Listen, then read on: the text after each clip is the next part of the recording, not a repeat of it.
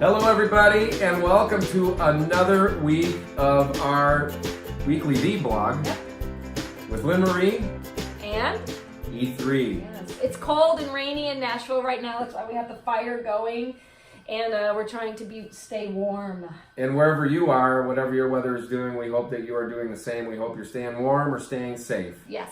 So we hope that you're enjoying these weekly video blogs we're putting together for you. The whole intention is to just share with you our lives and some of our life experiences, and in future episodes we'll have other people on to share theirs as well. The whole intention is to try to encourage you. If you're looking for some encouragement, try to entertain you and provide a little bit of extra. And if it makes a difference in just one of our friends or family members or fans' lives, that's great. Today what I want to talk about is wants versus needs as it relates to addiction. And in my personal life, there's been some addictions that I have battled and continue to battle. And one thing I'll say on that, with addiction, it's always a battle. You're never, you may be over your addiction, but you're never completely away from it. It's something that's within you for the rest of your life. So it's a constant. Because if you're an addict, if you have that personality, right, then you have to deal with that. No matter what it is, it can be sugar for a while, and then it could go to alcohol, or it could be gambling, or spending money. Who knows? But Eddie and I both come from addictive family histories and addictive. We both have addictive personalities, and so we battle that a lot. It's usually, if we're into something, we're way in. And we have to be careful. We have to check ourselves on what's the motivating factor behind this. Is it an addiction, and do we need it in our lives? Right, absolutely. Absolutely. And this isn't an answer to anybody. This is just to giving you insight of how my mind works and what things have worked for me, again, if it can help you. But the one thing that I definitely realized over a course of many years, and what I'm still realizing, is that in order to overcome an addiction, you have to want it rather than need it. And I know that sounds so simple. And so just, people may say, well, that's logical. Why are you saying that? But a lot of people do not realize that. And I'll give you one example, and I'll share a very personal story with those that may not know.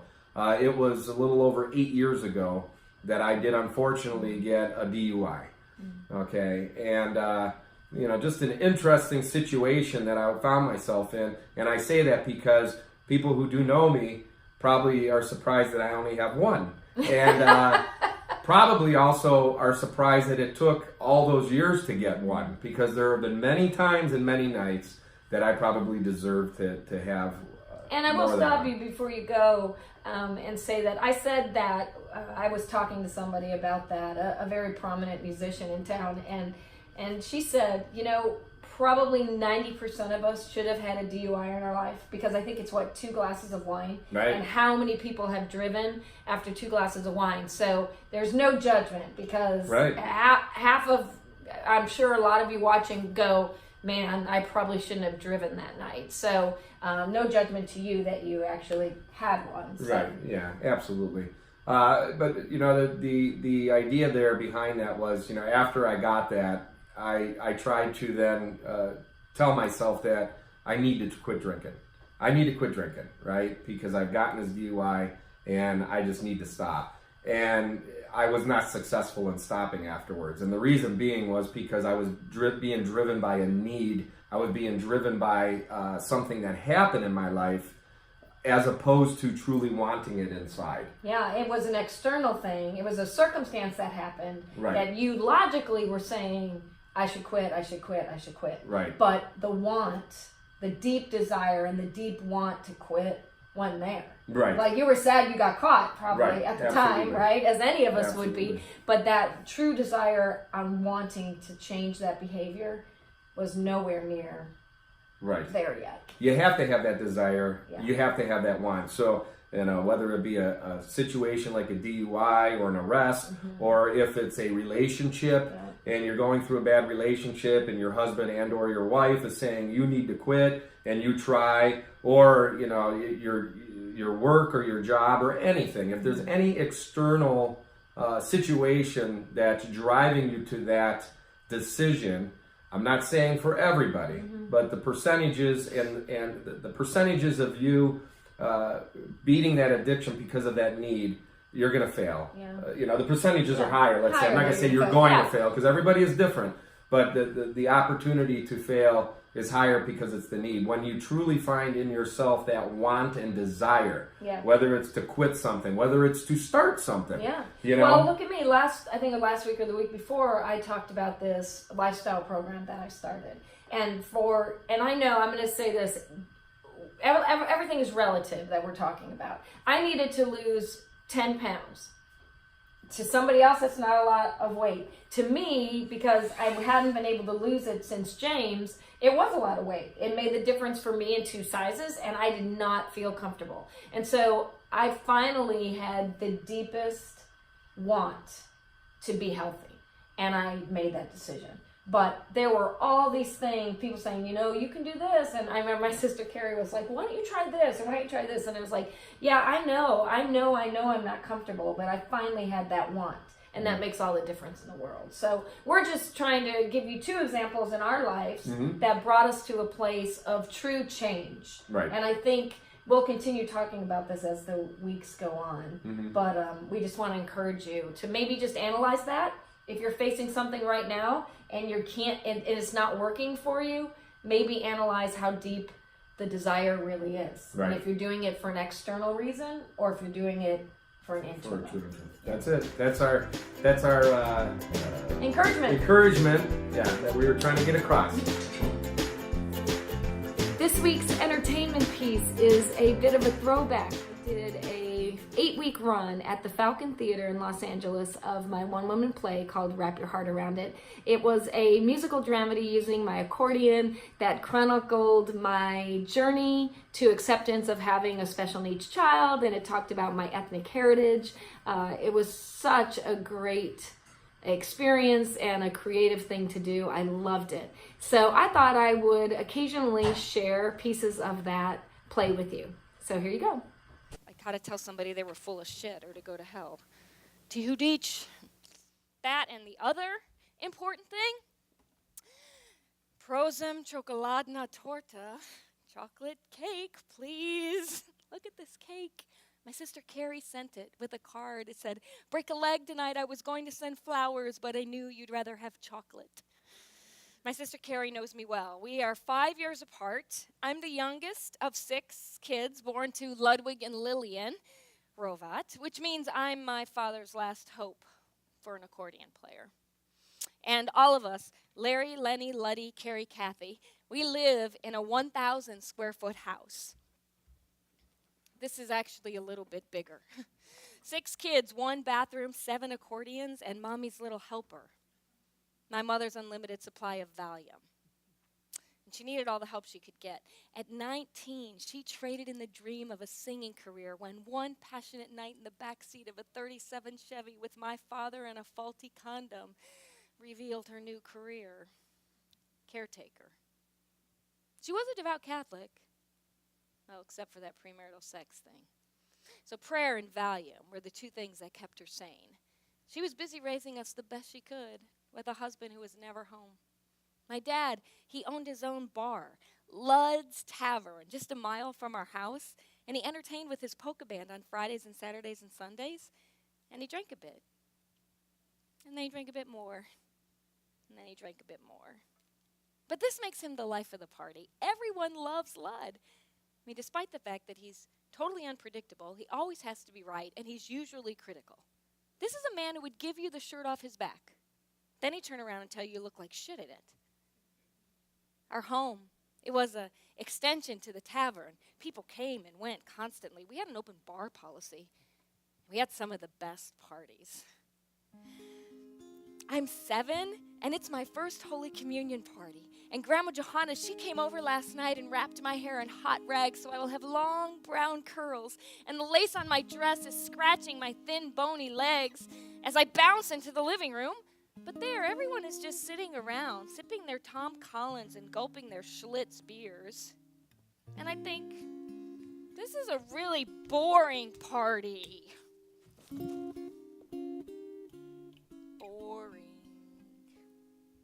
And then my dad took out his accordion. And in an instant, everything changed.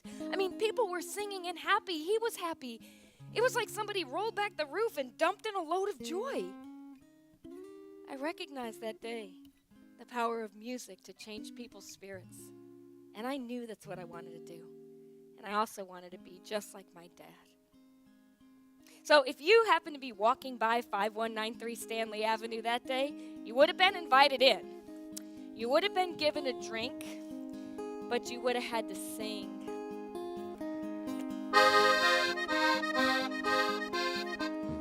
Roll out, can I sit the barrel? We'll have a barrel of fun.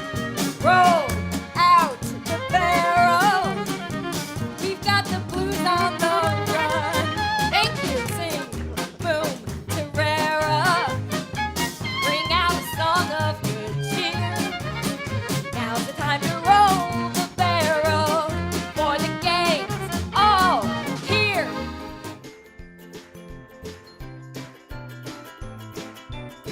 Hey y'all, welcome to this week's A Little Extra. It's me in the kitchen again.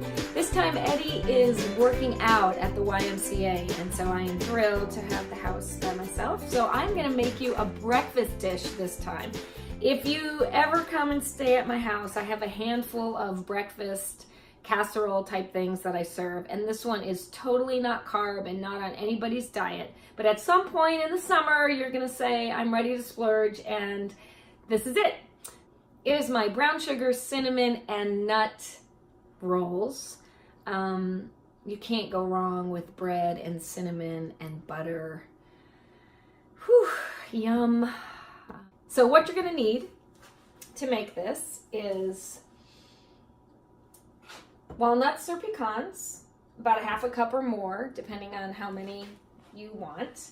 A can of Grand's biscuits, a half a cup of packed brown sugar and a teaspoon of cinnamon, a stick of butter, and some cream cheese. Now you could substitute this for blueberries, which I have done in the past, and it works just as great. With the blueberry one, I sprinkle some oats on the top and then the butter again, and it makes it a little crunchy, and it's really... Okay, the first thing I do is open up my can of biscuits, and I put them all on a plate, and then I cut them all into fours. And then after they're all cut in fours, you kind of take one piece, you spread it out, you take your spoon with a tiny little bit of cream cheese, or a lot, I mean, not a lot, just a little bit of softened cream cheese. You kind of put it in there, and you just kind of roll it up into a little ball. And it's okay if the cream cheese comes out, you kind of roll it into a ball like that. And the reason I do this is when I have a bite of cinnamon or bread or something, I don't like it to be really big. And this way, when you serve this, they're going to puff up a little bit. When you serve it, they're not huge bites, and people don't get a ton of bread in each bite. And this lets also all the, whether you use blueberries or nuts, to get around all of them. So I just do that for all of them. Spread them out, put a little cream cheese in there. And it's this cream cheese secret that might not be in a lot of other recipes that you have. And it makes it just even more gooey and wonderful. So after you have them all rolled, you're going to dip them first in your butter, melted butter, 1 stick of melted butter, and then into your brown sugar mixture, and then make sure it gets all coated, and then you're going to put them in the pan. And you're going to do that for all of them. Yum. You know, I don't think there's anything better than when you're sleeping at someone's house and you wake up the next morning to an aroma of something delicious.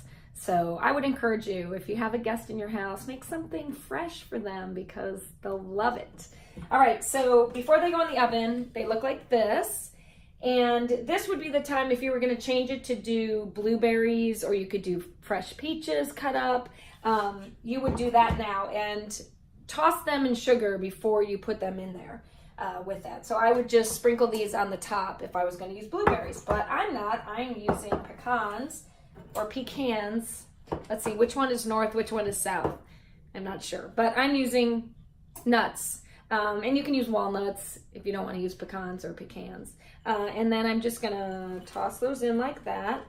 And in case there wasn't enough butter, we're gonna sprinkle just a little bit of what we had left. I kind of eyeball it, sorry, over the top. And then save whatever you have left in there too as well. We're gonna use that for the frosting. And they go in the oven. The kitchen smells amazing. We're getting close. So for the frosting that I put on, we're gonna take the leftover butter and put in some of the cream cheese. I don't know, maybe, just kind of depends on how much frosting you wanna put on them, but maybe 1/3 of a cup, I think, and then enough confectionery sugar to make that thick. Who was it? I think it was Paula Dean who got in trouble because all of her food had all this butter in it, and she said, or they said, it wasn't healthy. And, you know, I think it's just all in moderation. It's kind of like life, you know? You can't have it every day, but every once in a while, you know, it's okay. So if you are a maple syrup fan, at this point, I would put like a tablespoon of real maple syrup in, or I'm going to just use the good old-fashioned imitation vanilla, a little bit of that in my frosting. You could also make this with orange juice and not put any nuts or any fruit and just have an orange glazed frosting that would lend the orange flavor. That works great too. So I'm going to invert it. It just came out of the oven. It smells fabulous. If you can do this while it's hot, it's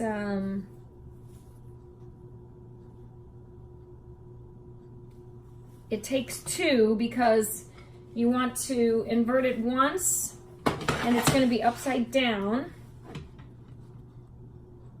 and then I like to invert it again so that it's right side up on the plate that I'm actually going to serve it on, like this.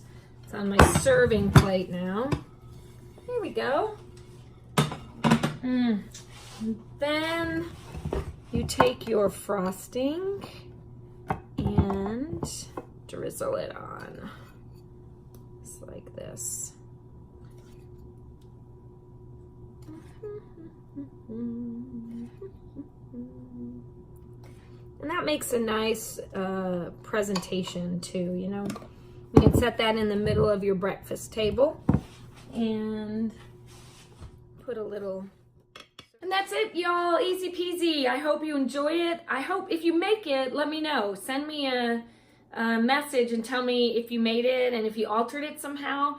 Like I said, it works great as a base, and then you can add fruit, you can change up the frosting flavor, whatever you're feeling like. So enjoy. I'm gonna have just one. I can just have one. I have a wedding dress to fit in, but I can have one. Bye.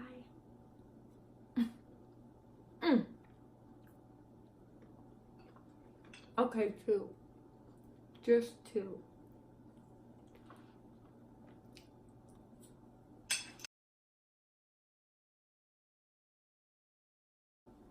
This is why I should not have my own cooking show. Is because you know that little piece where I said I was going to put vanilla in? When I poured it in, I thought, that looks not like vanilla. And when I just ate my 2, 3 pieces, I realized that I did not use vanilla. I used mint. So my bread has a slight mint taste. Yeah, if I had a cookie.